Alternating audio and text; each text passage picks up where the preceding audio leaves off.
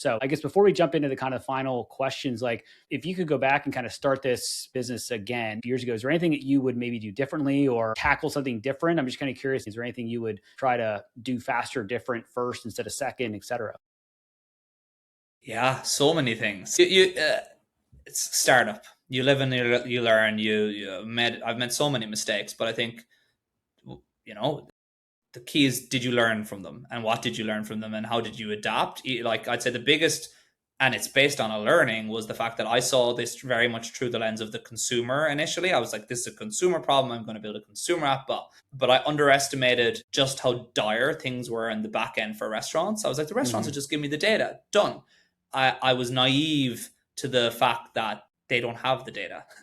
And that we were going to have to find a way to work in different systems and with different buckets of data to get the data, to then ingest the data, to then analyze the data, to enrich the data, to have the data.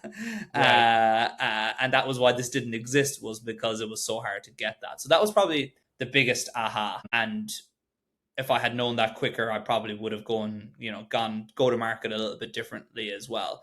But again, learnings after, startup learnings, I think that's how these things work. That's the life of the startup. You go down a path, you test something, and then you're like, oh, that theory didn't work, or it wasn't true. And then you go down another path. You just kind of pivot. So awesome.